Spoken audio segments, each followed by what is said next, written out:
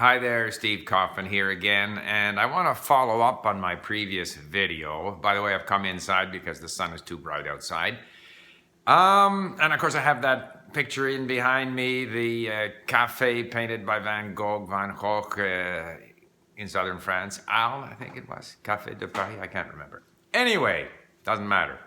We talked about whether people are vocabulary builders or vocabulary memorizers. And I sort of said that memorizers spend a lot of time with Anki decks or lists and try to nail down vocabulary, and that is a large part of their language learning.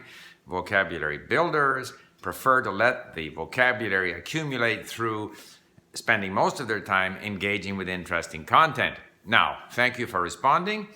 Many people pointed out that they do a bit of both. And of course that's true, and that's also true in my case. But the issue is, where do you spend most of your time?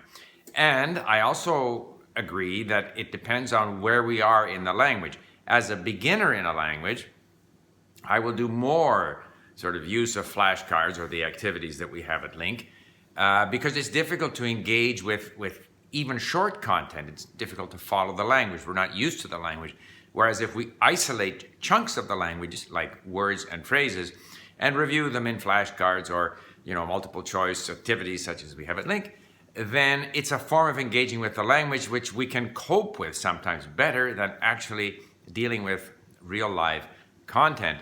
Then as I progress in the language, for example, where I now am in Greek, where I'm sort of like a B1, early intermediate, I find that I like to review my vocabulary as I turn a page in Link.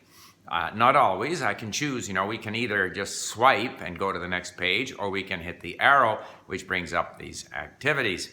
But I like to do them then hot, like immediately upon reading something or listening to something, I want to review the vocabulary. Then as I progress in a language, I do less and less of that, and more of my activity is simply reading and listening, and particularly listening. And that gets me to the poll that I want to do today.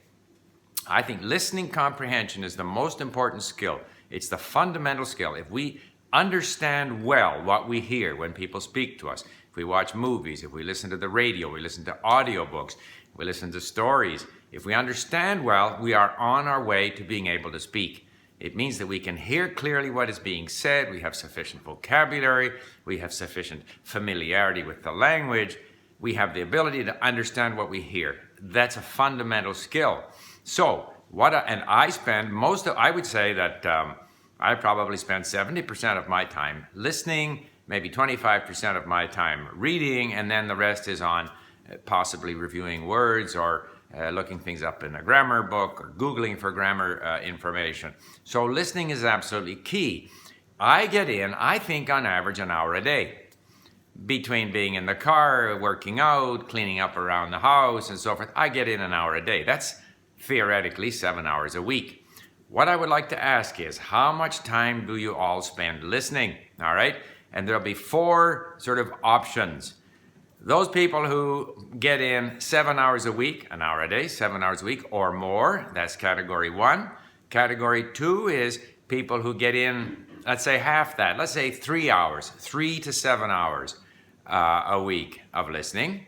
And then the next category, 3, is those who get between 1 hour to 3 hours a week of listening in. And category 4 is people who do less than 1 hour a week of listening. I would like to see where you all fit in these 4 categories. So that's the poll. Look forward to your answers. And thank you for listening. And if you enjoy these podcasts, please subscribe. Bye for now.